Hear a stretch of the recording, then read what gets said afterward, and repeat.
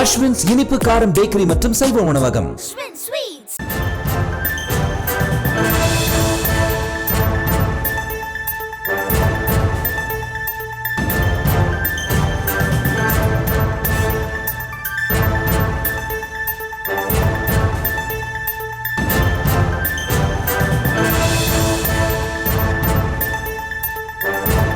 அண்மைச் செய்தி. மிக உயர்ந்த தொழில்நுட்ப கல்வி மையத்தின் இயக்குநராக இருப்பவர் காமகோடி என மார்க்சிஸ்ட் தெரிவித்துள்ளது.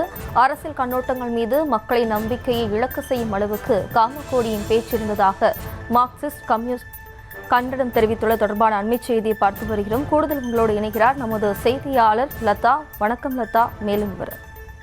வணக்கம். சென்னை ஐஐடி இயக்குனர் பொறுப்பிலிருந்து காமகோடியை நீக்க வேண்டும் என்று மார்க்சிஸ்ட் கம்யூனிஸ்ட் கட்சியின் மாநில செயலாளர் சண்முகம் வலியுறுத்தியிருக்கிறார். மிக உயர்ந்த தொழில்நுட்ப கல்வி மையத்தின் இயக்குனரான காமகோடி கோமியம் குறித்து பெருமை பொங்க பேசுவது மக்களிடையே அறிவியலற்ற பார்வையை வளர்க்கவே உதவும் என்றும், இது ஐஐடி போன்ற அறிவியல் மற்றும் தொழில்நுட்ப கண்டுபிடிப்புகள் மீதும் அறிவியல் கண்ணோட்டங்கள் மீதும் மக்களுக்கு நம்பிக்கை இழக்க செய்யும் என்றும், மூட நம்பிக்கையை வளர்க்க உதவும் என்றும் சண்முகம் அந்த பதிவுல தெரிவித்திருக்காரு.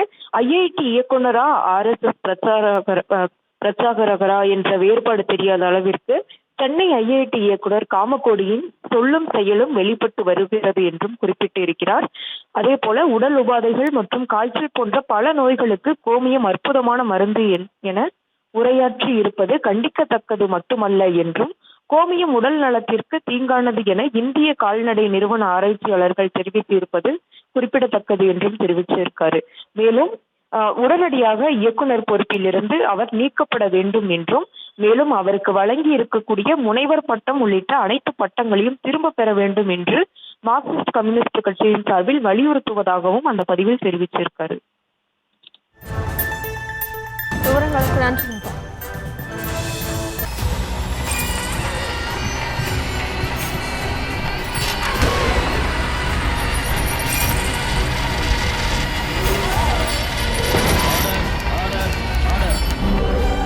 நிகழ்தகவு குற்றங்களின் மறுபரிமாணம்.